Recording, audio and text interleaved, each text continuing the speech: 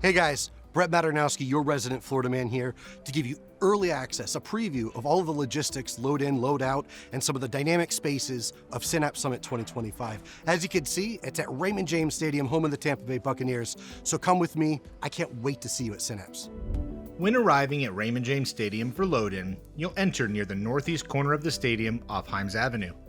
You will let the attendant know you are there for Synapse Summit. You will enter the stadium beside Gate B in the northeast corner. Proceed on the ground floor into the stadium. Upon entering, you will look directly to your right for the freight elevator. Enter or call the elevator. Once inside, please select Level 2 for the Innovation Hall, also known as the East Club. Don't be alarmed, the siren above will go off to signal the doors are closing. When exiting the elevator, look directly ahead for the Stadium Club double doors.